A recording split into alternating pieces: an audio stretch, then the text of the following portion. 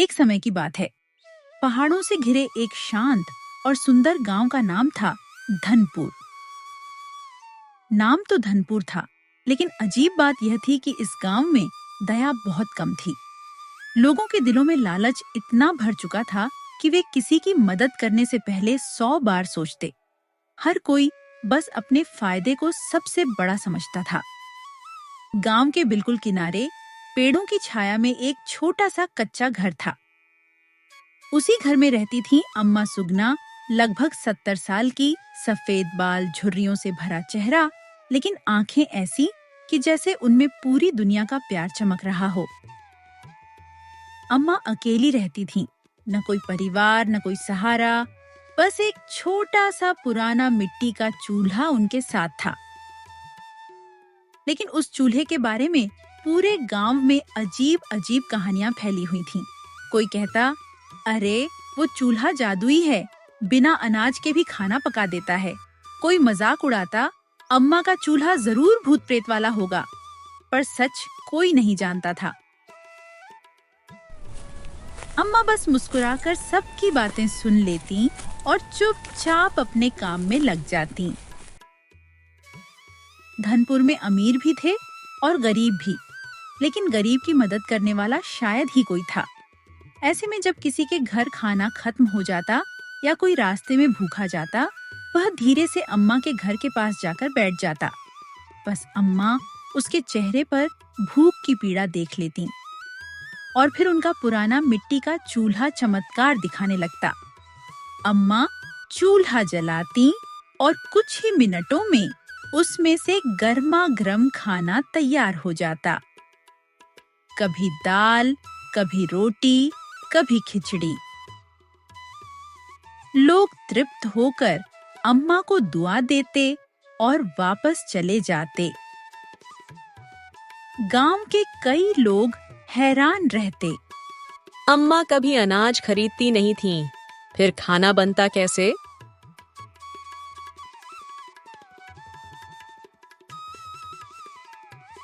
अम्मा, आपके पास अनाज आता कहाँ से है? बेटा, जहाँ दया होती है वहाँ भगवान खुद रास्ता बना देते हैं।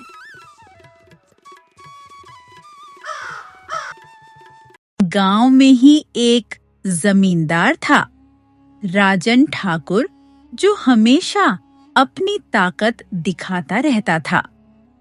जब उसने सुना कि अम्मा का चूल्हा बिना अनाज के खाना बना देता है, तो उसके मन में लालच की आग भड़क उठी। वह सोचने लगा, अगर यह चूल्हा मेरे पास आ जाए तो मुझे कभी खाना खरीदना नहीं पड़ेगा। इसे शहर में बेचूं तो लाखों मिलेंगे। उसने अम्मा को बुलवाया और कहा, अम्मा, मुझे तुम्हारा चूल्हा चाहिए, जो दाम बताओगी दे दूंगा। अम्मा ने शांत स्वर में उत्तर दिया, बेटा, यह चूल्हा बिकने की चीज नहीं, यह ईश्वर का उपहार है। ईश्वर का उपहार या कोई चाल, जो भी हो, मैं इसे खरीदना चाहता हूँ। चूल्हा उन भूखों के लिए है जिनके पास कुछ नहीं। लालचियों के हाथ में जाएगा तो इसका काम रुक जाएगा। ठाकुर का लालच और बढ़ गया। उसने तय किया, अगर बेचती नहीं तो मैं चुराऊंगा। रात के अंधेरे में ठाकुर के 2 आदमी अम्मा के घर पहुंचे। वे चूल्हा उठाने लगे, लेकिन चूल्हा 1 इंच भी नहीं हिला। जितनी ताकत लगाते, चूल्हा और भारी लगता। तभी अम्मा जाग गईं। उन्होंने बस इतना कहा, बेटा, यह चूल्हा भूखे के लिए है, लालची के लिए नहीं। दोनों डरकर भाग गए। अगली सुबह यह बात पूरे गांव में फैल गई। कुछ लोग अम्मा के खिलाफ बोलने लगे, अम्मा कोई जादू टोना करती है, इस चूल्हे से गांव को नुकसान होगा। लोगों ने उनसे दूरी बना ली, लेकिन अम्मा पर इसका कोई असर नहीं हुआ। वह पहले की तरह भूखों को खिलाती रहीं। दिन बीतते गए और बारिश नहीं हुई। फसलें सूख गईं। नदी भी सूखने लगी। भूख प्यास से गांव परेशान हो गया। अब वही लोग जो अम्मा से दूरी बनाए हुए थे, धीरे धीरे उनके आंगन में आने लगे। अम्मा, थोड़ा खाना मिल जाए। बेटा, भूखे को कभी मना नहीं किया जाता।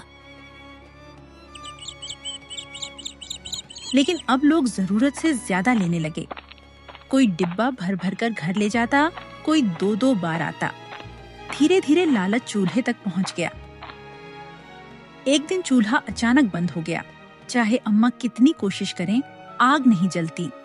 अम्मा समझ गईं कि चूल्हा लोगों के लालच से दुखी हो गया है। गांव में हाहाकार मच गया। लोग रोने लगे। अम्मा, चूल्हा ठीक कर दो, हम भूखे मर जाएंगे। चूल्हा मैं नहीं, तुम ठीक करोगे। हम कैसे? जब तक तुम लालच छोड़कर एक दूसरे की मदद नहीं करोगे, यह चूल्हा नहीं जलेगा। उनकी बात गांव वालों के दिल में उतर गई। पहली बार उन्होंने खुद अपना लालच महसूस किया। लोग रोने लगे, एक दूसरे से माफी मांगने लगे। अम्मा ने पूरे गांव को इकट्ठा किया और कहा, आज से गांव में कोई भूखा नहीं सोएगा। जिसके पास अनाज है वह दूसरे से बांटेगा। पानी सब मिलकर जुटाएंगे। फसलें खराब हैं तो मेहनत भी मिलकर करेंगे। गांव में ऐसा पहली बार हुआ। लोग एक दूसरे को गले लगाकर बोले, हम बदलेंगे अम्मा, अब से कोई अकेला नहीं रहेगा।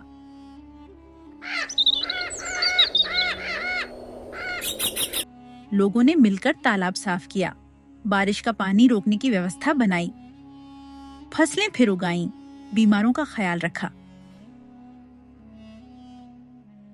कुछ ही महीनों में गांव फिर से हरा भरा हो गया।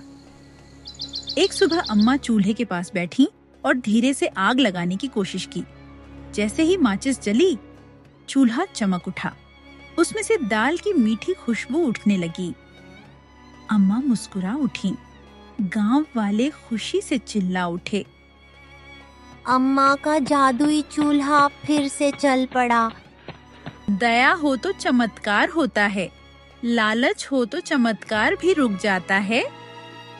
जमींदार ठाकुर भी अम्मा के पास आया और बोला, अम्मा, मुझे माफ कर दो, मुझसे गलती हुई, मैं लालची हो गया था। बेटा, गलती करना बुरा नहीं, गलती से सीखना सबसे बड़ा काम है। उस दिन से ठाकुर भी बदल गया। उसने गरीबों को अनाज बांटने लगा, अपनी जमीन जरूरतमंदों के लिए खोल दी। गांव फिर से खुशहाल हो गया, तालाब भर गए, फसलें लहलहाने लगीं और सबसे बड़ी बात, लोगों के दिलों में दया लौट आई। गांव के बच्चे अम्मा के पास बैठते और पूछते, अम्मा, आपका चूल्हा जादुई कैसे है?